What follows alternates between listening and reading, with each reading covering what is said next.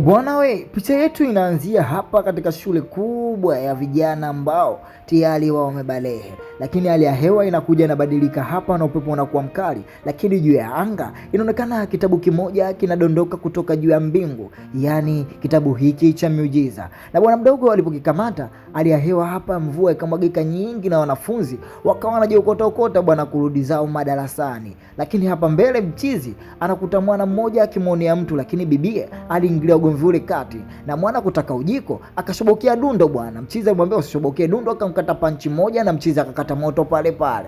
Hapa walimu wanaanza kumwambia yeye ndo mkorofi, na walimu wa shuleni wanaangalia ripoti zake na kumwambia oya, acha kushobokea dundo, wewe ndio mwanzilishi wa ugomvi. Na jamaa alijitetea. Kwa mchizi akajikuta lawama zote zinamdondokea yeye, na kabidi darasani acho peke yake. Akaenda akakumbuka kama alikikota kitabu, akachukua kile kitabu na kukifunua, kukianza kukisoma. Jambo la kushangaza na jambo la hatari ambalo si la kawaida, vigololi vingi vikamwagika chini, na hapa anamuona kiumbe ambaye nusu binadamu nusu shetani, ambaye haeleweki vizuri, na anamwambia hakika kitabu hiko umekisoma, umeniita kutoka huko mbali nilipotoka, na anakwambia na kuamuru kabla ya siku 7 usipoandika jina la mtu yeyote ndani ya kitabu hiko, basi jua kitabu hiko kitaenda kwa mtu mwingine, lakini utapoandika jina la mtu yeyote ndani ya siku 7 huyo mtu atakufa. Mchizi hakuamini bwana, lakini mchizi alikuwa tayari ashajenga chuki kwa ule mwana ambaye alimpasua pale na kumwoshea mbele za watu na kumfanya aonekane hana thamani. Akaambiwa andika chochote unachokitaka, ama andika mtu yeyote ambao unamuhisi ni mwenye makosa. Ndani ya muda mfupi tu huyo mtu atapoteza maisha. Mchizi akaona hili si jambo zuri sana, ili jambo hili akilipata Mudi Makuku itakuwa shida sana. Mengi jamaa kama hamini jinsi anavyoambiwa. Akaambiwa hakika kama utaandika jina la mtu na ile karatasi ukaichoma moto ama ukaichana, hakika huyo mtu naye hatakufa bali atakuwa mzima, lakini kama utaliandika jina la mtu hapa ndani ya kitabu na ukaliacha, basi jua huyo mtu naye atakufa. Mara ghafla anasikia kurupushani nje. Bwana ni mchizi yule aliyemoshea. Bwana mchizi huyu ameonea kuonea watu nje, akasema leo wala sitakuacha ndugu yangu, lazima nikuandike katika kitabu cha kifo. Mchizi bwana akamwaga wino taratibu na kumwandika jina la ule mchizi, lakini punde si punde majibu bwana, na hali ya hewa ikabadilika nje, gari zikakosea njia na njia ikaja ikavamia watu, na ngazi kubwa ikaenda kapiga kichwa cha ule bwana mdogo, na ule bwana mdogo alipoteza maisha. Mchizi alijua masiala, lakini hapa tayari ameamini. Akamwambia hakika mkataba umeupitisha vizuri, yani si huyu tu, utaua watu wengi ambao wanafanya makosa. Ladi zikapiga. Mchizi akaona aisee, kama ni hivi ngoja niende. Hapa mwana akiwa yuko nyumbani kwa babake na mama yake, lakini jua ana simanzi kubwa sana ndani ya moyo wake, kwa sababu mama yake inasemekana ameuliwa na babake yeye ni mtu wa siasa. Mama yake kitambo ameuawa kutokana na hizo siasa. Kwa bwana mdogo, jambo hili linampelekea yeye na baba yake washindwe kuelewana vizuri, na kutokana baba yake yuko serikalini, lakini ameshindwa kumkabili ule mtu ambaye amemuulia mama yake. Akaona isiwe kesi ama isiwe shida, dogo akashusha tena wino akamchola yule mchizi alifanya mauaji akiwa katika pati yake na starehe pale pale alipoteza maisha. Habari hii bwana ikapenya na ikavuja, baba na mtoto wake wakaipata habari hii, yani hakika kisasi chao kimekamilika. Lakini baba hajui kisasi hiki kimelipwa na nani, ila bwana mdogo anajua kitu gani ambacho akifanya. Shetani yule alicheka sana na kumwambia hakika kitabu hiki utakitumia vizuri kwa mema na mabaya. Lakini mchizi akaona nisifiche bwana, si unajua tena wanaume kwa wanawake ni dhaifu. Akamwambia umeona hiki kitabu, hakika ukiandika jina la mtu yeyote anakufa, yani mtu yeyote. Demo kabisa bwana, akamwambia ngoja atungie live hapa mahakamani, kuna kesi kubwa ya huyu mgaidi mkubwa ambaye anashtakiwa. Jina lake likaandikwa. Punde so punde tu basi jibu pale pale likajipa, yani wakiwa wanaangalia na mchizi aligongwa na gari zile za mapolisi, na bidada akabaki na taharuki. Akasema hakika tutakuwa matajiri, maana tutaua yoyote tumtakaye. Na hapa wakaungana bwana rasmi kufanya kazi ya kuua, na wakakubaliana hakika yetu sisi tutaua watu wabaya watupu.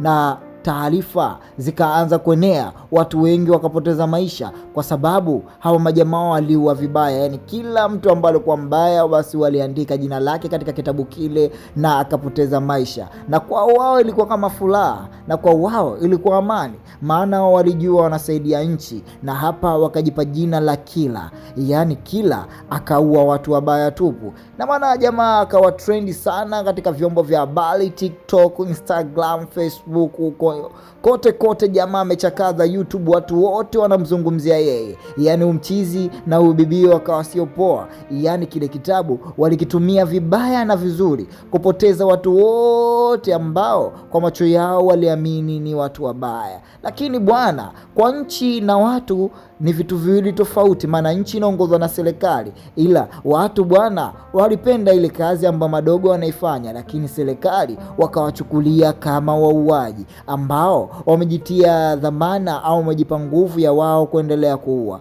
Basi mchizi mmoja ambaye yeye ni askari mkubwa katika jeshi la Marekani akasema, hakika wewe muuaji unaua watu kwa kuchukua sheria mkononi, hakika jitokeze kabla hatuja kufikia. Na swala hili likekwa wazi kwa viongozi wote, yani yeyote atampata huyu Killer ambaye anaua watu kwa sheria yake mkononi ni kifo tu. Dogo akaja hapa akamuuliza baba, hivi unahisi huyu Killer anastahiki kupewa kitu gani? Anastahiki kama hivi serikali inavyomtafuta, ama kuna jambo analostahiki? Baba akamwambia, bwanae, hakika sikiliza mwanangu, kwa upande fulani Killer anafanya jambo la msingi sana, lakini kwa upande wa serikali, kwa nini unachukua hatua mkononi? Wewe unamhukumu mtu kwa nini? Na kwa nini unakuwa na kauli kwa mwanaume mwenzio ama binadamu mwenzio eti kufa ama usile? Kama swala hili ambalo sasa hivi linavyoendelea, baadhi ya watu wanataka kuishi kwa amri zao tu. Haya, dogo akiwa hapa anaendelea kufikiria maneno yale ambayo baba yake amemwambia, na bibia akaja, wakawa wanashauriana bwana wafanye nini ama wasimamishe. Wakataka kujua huyu mchizi anayofuatilia anaitwa nani, lakini vile vile walishindwa. Na hapa jamaa akawa anaongea na simu ya vitisho, na ikiwezekana anawaambia, bwana mdogo, mimi kama nishaanza kukuhisi wewe na kukudhania wewe vibaya, hakika wewe ndio utakuwa ni Killer. So unajua bwana, serikali ina mkono mrefu, serikali ina mkono mkubwa. Hapa ni sawasawa na mazingira ambayo bwana mdogo yeye mwenyewe hayategemei, lakini watu washaanza kumtilia mashaka. Dogo kama anataka kuacha hili swala, na baadhi ya watu ambao wameandika katika kitabu kile walienda wakajitosa wenyewe bila ushahidi. Unakufa bila ushahidi, unakufa bila kithibitisho chochote kama mtu amekuwa. Yani jina lako tu ndo uchawi, yani akilipata jina umekwisha. Hapa mchizi kamwambia, hakika huyo mwana anayekufuatilia sana, huwezi kumuua hivi hivi mpaka jina lake halisi. Hata kama sura unamjua, ila utapoandika jina lake halisi ndilo tunafanywa kazi. Na mchizi akataka kuja, bwana watu watatu walijibwaga pale chini ni wewe? Akamwambia hapana, sio mimi, hiyo ni asili ambayo imeandikwa humo, kwa hiyo kila kilichoandikwa kitatokea. Lakini leo baba yake mbele ya watu anasema, hakika wewe Killer usije ukaua watu, na kama kweli wewe ni muuaji wa watu, njoo niwe mimi. Mdogo bwana kagoma, kwa nini umwandike baba yangu katika daftari la mauaji? Na kumbe mtego ule aliweka yule askari ambaye anafuatilia hii swala. Lakini kwa sababu mambo yote walikuwa wanamuhisi, na mzee kwa sababu yeye ni mtu wa siasa akaongea mambo mengi, hata mchizi akaja akampongeza, bwana mzee umefanya jambo zuri, lakini huyu muuaji anaonekana ni mtu wako wewe wa karibu na si mwingine bali ni mtoto wako. Mchizi akamwibukia bwana mdogo bwana, kumbe naye bado mtoto mdogo. Akamwambia, mwanangu mambo yote unayofanya sio kama hayajulikani, tunajua, lakini kwa sababu tumekosa uthibitisho. Bwana mdogo alirudi anakimbia siku hiyo. Na hapa bie kama anamwambia, kama kweli unanipenda, hakika utanitunza na kunilinda. Mimi nakupenda sana zaidi ya sana, lakini naomba usichanganyikiwe, naomba utulie, na ikiwezekana tutalipata jina la huyu mtu. Basi hapo akiwa anaandika jina la huyu rafiki yake wa karibu na yule jamaa ambaye anawafuatilia, na ili mradi ujamaa awe control. Na hapa mzimu ukamwambia, hakika kama mtaliandika jina la huyo mtu mkitaka mumcontrol nyinyi mpaka umauti unatokea ama chochote kimkute, basi unaweza kumcontrol rafiki yake huyo jamaa wa karibu, na elimradi aje kukuletea jibu kamili. Basi mchizi alipoelekezwa uchawi ule akafanya kama inavyotakiwa na kumweka jamaa katika mtego na kuendelea kumuendesha yeye jinsi anavyotaka. Mchizi taratibu anajikuta anatoa taarifa za bosi wake na akamwambia, bwana hakika naenda hapa darasani au nenda hapa katika sehemu yake anafanya kazi, nitaenda kukuchunguzia yote ambayo unayataka. Kweli bwana mdogo huko akiwa yuko mtihani, lakini hapa huyu jamaa kama alichezwa na machale hivi, kusema rafiki yangu mbona amepotea ghafla na asielewe ameelekea wapi, au yeye sasa hivi amekomandiwa aende kupeleka jina langu halisi. Bwana mdogo akaona isiwe kesi sije nikafa, akaenda moja kwa moja kwa babake na ule bwana mdogo. Oya bwana mkubwa, mwanao ndio kila, mwanao ndio muuaji. Kwa hiyo mwambie mwanao asifanye kuua watu wasiokuwa na hatia, mwambie mwanao hajithalimishe haraka sana iwezekanavyo.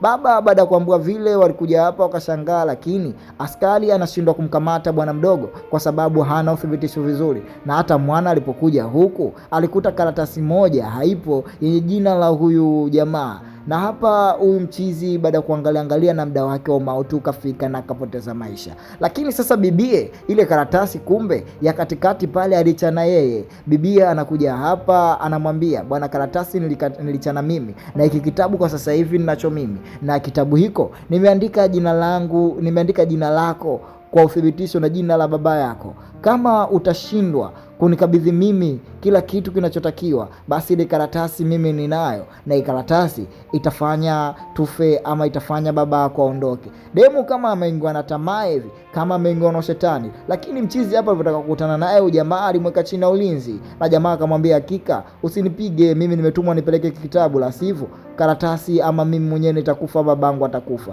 Chizi mmoja akaja akawasaidia. Mwanamke akamwambia, mimi nakupenda, tena nakupenda sana zaidi sana, lakini nakiomba hiki kitabu niwe mimi mmiliki wangu na si kusimamisha hii kazi, kwa sababu watu wengi wataonewa na watu. Hapa kutotokea upinzani mkali, wakabishana vikali, lakini mwanadada mwenye roho ya tamaa akamwambia, siwezi nikakuachia kwa kitabu kikaa chini yako. Bidada akamwambia, hiki kitabu kilete hapa, akakipokonya, lakini amefanya makosa.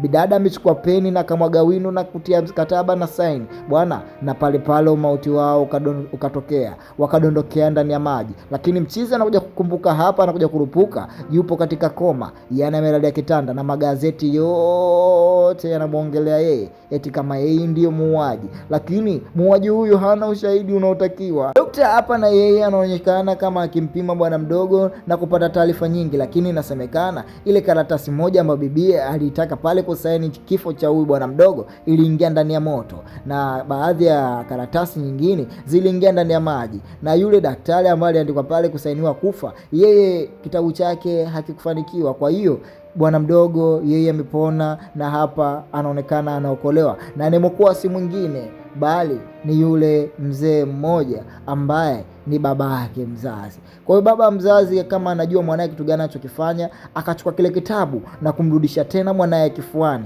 ili mradi atapoamka aendelee na kazi yake ya kufuta watu wabaya, aendelee na kisasi chake cha kulipa kwa kuua watu wabaya. Bwana mdogo alipoamka na kuanza kupekua na alikuta ile karatasi na kuichukua ile karatasi. Sasa hivi bwana mdogo hataki tena kumwamini mtu. Sasa hivi bwana mdogo hawezi kumwamini mtu yoyote. Na hapa ndio mwisho wa picha yetu hii hapa. Usisahau kusubscribe, kushare, kucomment. Wale wadau wangu wa YouTube usisahau kubonyeza alama kengele. Kwa nyinyi wadau wangu wa Facebook, fanya kunifollow ili mradi kila ninapotuma movie yangu mpya uweze kuiona. Chao, tukutane tena wakati